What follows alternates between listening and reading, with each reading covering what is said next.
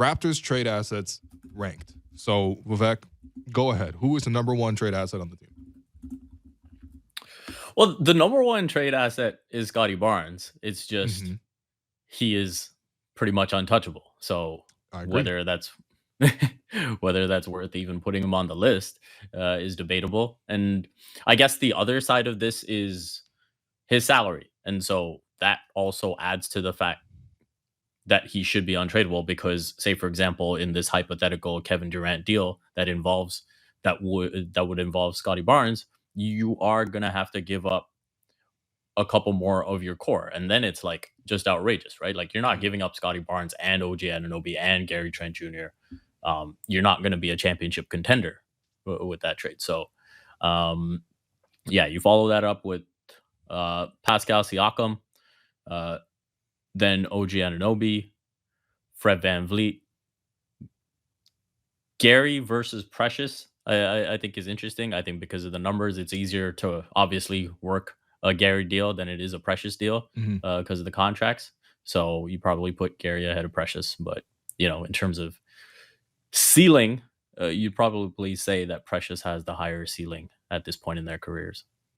Okay, that's interesting that you made that list because to me the only disagreement I would have is I would still have Fred over OG Anunoby. And so actually we have a good sense of what OG's trade value would be, or at least a floor, because obviously he was involved. At least Portland was trying to make those overtures, and it was a number 7 pick. It was expiring salary. Honestly, a pretty good player in Josh Hart, like definitely a rotation player for a good team. And, young enough, obviously, as well. And whether you believe the reports or not, potentially another pick that was in the future, or maybe another prospect. Let's just say 2 picks. Right. And we know that was essentially turned down, or the Raptors didn't even really entertain it to that degree. Obviously, OG's still on the roster, and so clearly they valued him more than that. But we can kind of say that's the floor. Do you think that same package right now would be able to? Would you do that for Fred, or would the Raptors even do that for Fred? Because I would say no. So you're saying just replacing OG with Fred, with Gary and the picks? No, I'm saying in this sort of like, again, the trade assets sort of ranked. You're ranking ahead at Scotty, Pascal, OG, Fred, Gary, Precious. And Gary Precious is sort of like close. To me, I would slot Fred and OG because if I were trying to make a trade with the Raptors, you look at a guard who has made the All-Star team, a guard who has obviously won the championship, a great presence to have in your locker room, someone who could come in and stabilize things for you. I would value that more than OG right now.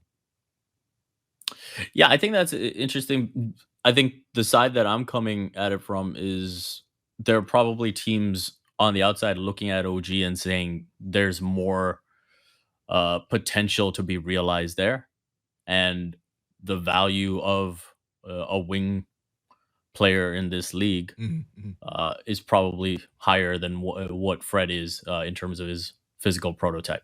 And so I think there are teams that'll be more tantalized by that prospect than a Fred VanVleet, although, Fred obviously brings tremendous 3-point shooting, the leadership, he's a culture setter, a tone setter. Playmaker. Those are things. Yep. Those are things that OG doesn't necessarily bring to the table. So it depends. I would say it's almost based on organizational need. Yeah, fair. It's close enough where you got to consider that. Although I have to say, though, Fred is very much the more accomplished player right now. Like, there's not a debate about that. Oh, and yeah, that's 100%. Right now. Yeah. There's no debate about that. I just think if you're weighing up a guy who's 24 versus the guy who's 28, how much is left in Fred's ceiling as a player versus how much is left in OG's theoretical ceiling? If you're a team, say, for example, Brooklyn, looking to sort of build from the ground up, if you trade Kevin Durant, then I could see them sort of saying, hey, we like the prospect and the timeline of having OG on board rather than Fred VanVleet. Fair enough. Would you have done? And defensively, yeah, if you have Ben Simmons and OG Anunoby together, if Ben Simmons is on the court, I mean, that's pretty tempting. Yeah, fair enough. It's a big if. Actually, by the way, Brooklyn, if they just brought back all the players and somehow got them to get along, would be a nice team. But nevertheless, it's not happening apparently. Um, Yeah. just hypothetically, that trade hmm proposal that Portland had put out for OG, um, would you have done that deal for the Raptors if it was offered for Fred instead? Obviously, it wouldn't have been. They weren't trying to pair Dame with Fred, but just hypothetically, would you have done that deal? Because for me, I'm still saying no, man. I need more than that. Essentially, two firsts. Yeah, I would not. So it was the number 7 pick, Josh Hart, Mhm. and then another pick. Yeah, probably not. Yeah. I think in terms of what Fred brings to the table, uh, to not have that leader on board makes it difficult, right? I think even when you're evaluating a Kevin Durant deal, Mhm, mhm. anything that involves Fred, you have to assess what the team culture is going to look like, what the leadership in the locker room is going to look like. Right. Obviously, Pascal made big strides there, but when you look at the way things went the other way in Brooklyn, you want someone in that locker room who is going to hold the fort. Mm. And so I think that's where Fred really has crucial value to the Raptors, and you have to evaluate those things as well. Yeah, no doubt. And again, I have to say, he is also just a better player right now. I think that's also significant Yeah, in this discussion. he, Okay, Gary versus Precious. That one's interesting to me because I think obviously long term wise, you probably prefer Precious. The thing is, like, while making a trade, it's not just about like which player you like or which player's future you like. It's also about um, like their contracts, right? And it's hard to just trade mhm. for Precious. Like for example, I've seen a lot of people like in this discussion of KD, like, hey, what if we threw Precious into the deal? Number one, I actually don't like that. I don't want to see Precious in that deal. I would rather give up a future first than give up Precious right now because he can definitely play Mhm. for you right now. You need pieces in your rotation. If you trade multiple starters for KD, you're probably going to need another starter, obviously, to step in because you're now starter deficient. Precious is the guy that I would most be happy to graduate from the bench into the starting five.